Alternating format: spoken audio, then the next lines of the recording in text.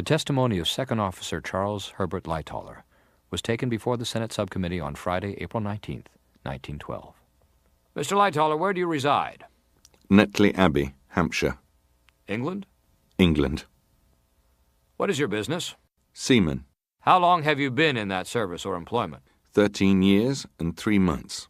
How much service have you seen, and in what capacity? In all capacities in the White Star Service, 4th, 3rd, 2nd and 1st Officer. What position do you occupy now? 2nd Officer of the Titanic. When did you go aboard the Titanic? In Belfast, March 19th or 20th. Did you make the so-called trial trips? Yes, sir. Of what did they consist? Turning circles and adjusting compasses. What condition was the weather when you made this trial test? Light breeze, clear weather, sir. From the time you boarded the Titanic, did you at any time encounter any rough water? No, sir. Does that include up to the time of this collision? Yes, sir. What was the maximum speed of this boat? I could not say, sir. She was never put, up to my knowledge, to her maximum speed. What did you understand it to be? About 22.5 to 23 knots. From whom did you get that information? General rumour, sir. How much time was spent in the test? I could not say exactly. Approximately. About 5 hours. Would you think, from what you observed in the movements of the ship, that it was going pretty fast? A fair speed. What would you call real good speed? When the ship was built, we only expected her to go 21 knots, therefore, all over 21 we thought very good. Do you know who was aboard the Titanic in these test trials? A great number. I know some of them. Please state those that you know. Captain Smith, Mr. Murdoch, Chief Officer, myself, Mr. Blair, Second Officer, Mr. Pittman, Third Officer, Mr. Boxthall, Fourth Officer, Mr. Lowe, Fifth Officer, Mr. Moody, Sixth Officer, and Mr. Andrews of Harland and Wolff. Was Mr. Ismay aboard? Not to my knowledge, sir. After the final test, what was done with the boat? We proceeded toward Southampton. Immediately? Almost immediately after taking on board a few things that had been left behind which were required for the completion of the ship. Was the life-saving equipment complete? Yes, sir. Of what did it consist? The necessary number of lifeboats. I wish you would say how that is determined, if you can. By the number of people on board. Do you not know how many there are on board until you're ready to start? No, sir. Is it determined by the number of accommodations rather than by the number of people who get aboard? There must be life-saving apparatus for everyone on board, regardless of accommodations. Yes, but what I desire to know is whether in each stateroom on each deck in all classes, whether there is any rule, and whether it is followed at the time, so far as you know, in equipping this boat with life preservers and life belts, and anything else that might appropriately go into the rooms and be upon the decks of a boat of that character. She was perfectly complete throughout, sir. Was a test of the lifeboats made before you sailed for Southampton? All the gear was tested. Were the lifeboats lowered? Yes, sir. Under whose orders? The officers. Principally my orders. Under your orders? Yes. Tell what was done. All the boats on the ship were swung out, and those that I required were lowered down as far as I wanted them, some all the way down and some dropped into the water. What was done when you reached Southampton? We shipped coal, provisions, cargo was taken on board, past the Board of Trade tests and survey. Did some British officer make the Board of Trade test? the Southampton Board of Trade officer. What did he do? He carried out the requisite tests required by the British Board of Trade. Did you accompany him? Yes, I was with him part of the time. How much time did he spend when he was with you? About 4 hours. How thorough are they about it? Speaking of Captain Clark, we call him a nuisance because he's so strict. In what respect is he a nuisance? Because he makes us fork out every detail. Do you mean by that he would call attention to the absence of tools, implements, and devices necessary for the ship's full equipment? No, sir. He would insist upon them all being absolutely brought out on deck every time. I wish you would describe a life belt. It consists of a series of pieces of cork. Allow me to show you by illustration. A hole is cut there for the head to go through and falls over front and back, and there are tapes from the back then tied around the front. It's a new idea and very effective because no one can make a mistake in putting it on. Have you ever had one of these on? Yes, sir. Have you ever been into the sea with one of them? Yes, sir. Where? From the Titanic. In this recent collision? Yes, sir. How long were you in the sea with a lifebelt on? Between half an hour and an hour. What time did you leave the ship? I didn't leave it. Did the ship leave you? Yes, sir. Did you stay until the ship had departed entirely? Yes, sir. I wish you would tell us whether the suction incidental to the sinking of this vessel was a great deterrent in making progress away from the boat. It was hardly noticeable. Were the lifeboats gone when you found yourself without footage? All except one. Where was that one? In the tackles, trying to get it over. Who was managing these tackles? The first officer, Mr. Murdoch. He lost his life? Yes. Did you see Mr. Ismay at that time? No, sir. Did you at any time? Yes, sir. Where?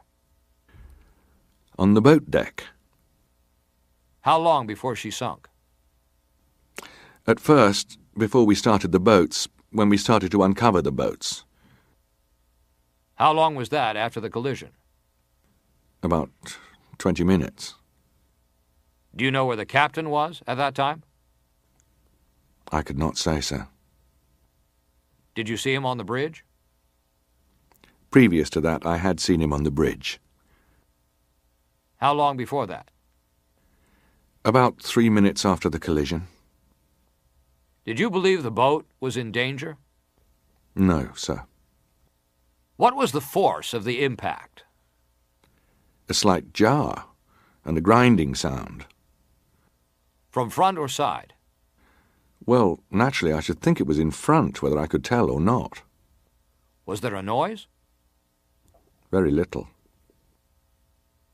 Did you go back to your room under the impression that the boat had not been injured? Yes, sir. You knew that there had been a collision. Not necessarily a collision. You knew you had struck something. Yes, sir. What did you assume it to be? Ice. Why? Well, that was the conclusion one naturally jumps to around the banks there. Did you know of the wireless message from the America to the Titanic warning you that you were in the vicinity of icebergs? From the America to the Titanic? Yes. I cannot say that I saw that individual message. Would you have heard of it? Most probably, sir. In fact, it would have been the duty of the person receiving this message to communicate it to you, for you were in charge of the ship? Under the commander's orders, sir. But you received no communication of that kind? I do not know whether I received the Americas. I knew that a communication had come from some ship. I cannot say that it was the America. Giving the latitude and longitude of those icebergs?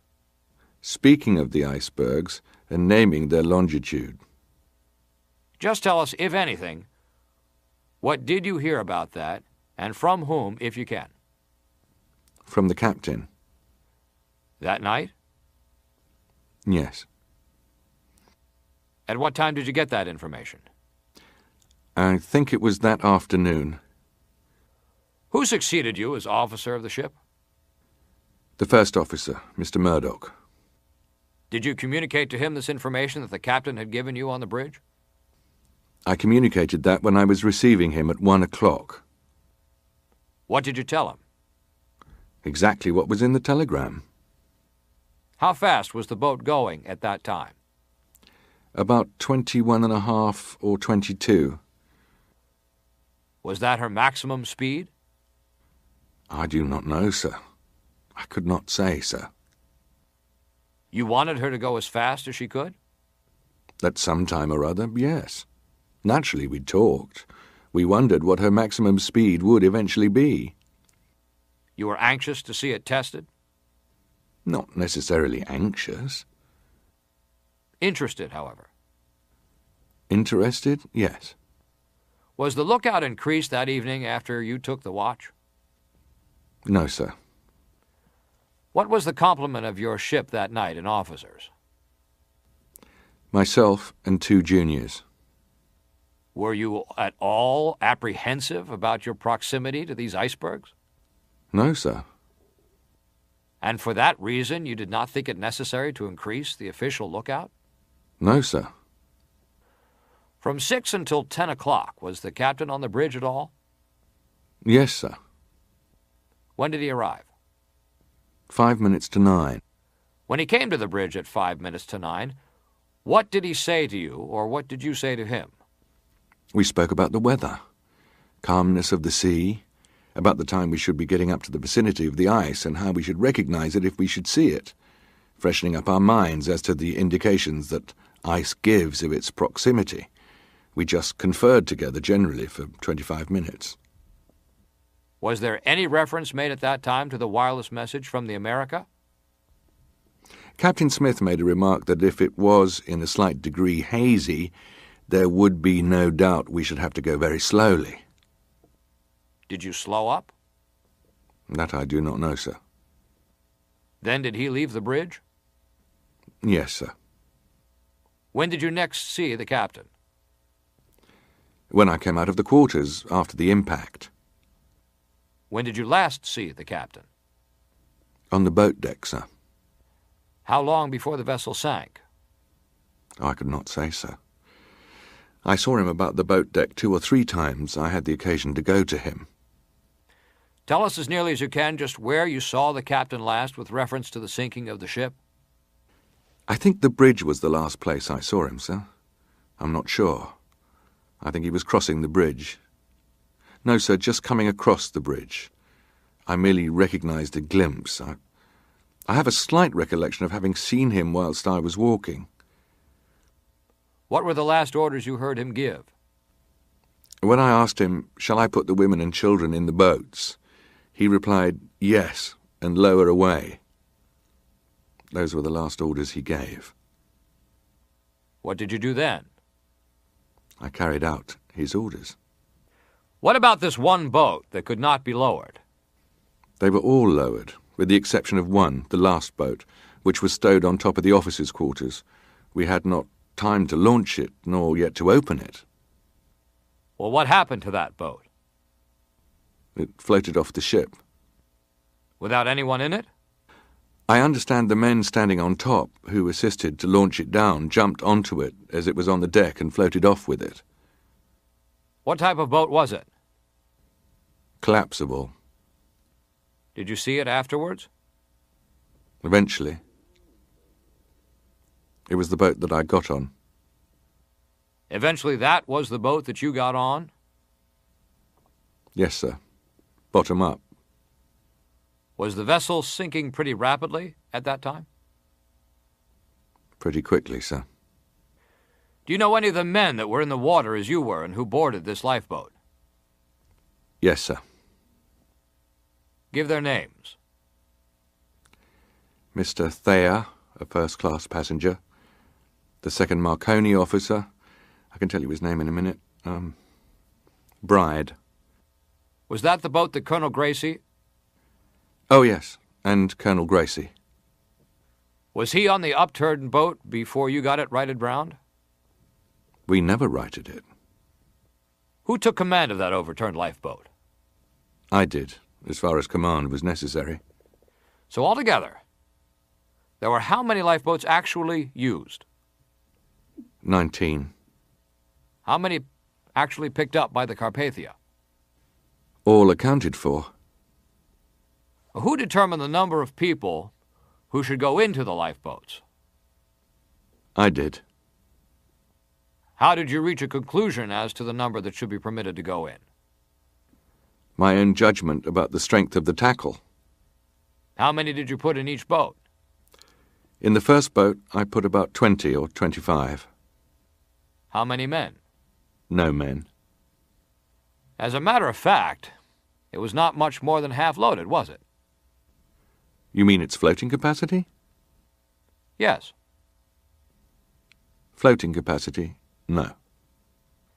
How did it happen that you did not put more people into that boat? Because I did not consider it safe. In a great emergency like that, where there were limited facilities, could you not have afforded to try to put more people into that boat? I did not know it was urgent then. I had no idea it was urgent.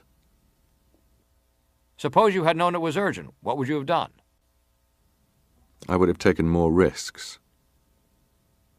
You must have been painfully aware of the fact that there were not enough boats there to care for that large passenger list, were you not? Yes, sir. From what you've said, you discriminated entirely in the interest of the passengers, first the women and children, in filling these lifeboats? Yes, sir. Why did you do that? Because of the captain's orders or because of the rule of the sea? The rule of human nature.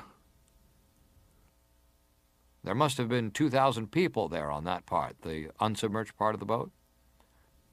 All the engineers and other men and many of the firemen were down below and never came on deck. They never came on deck? No, sir. They were never seen. That would reduce it by a great number.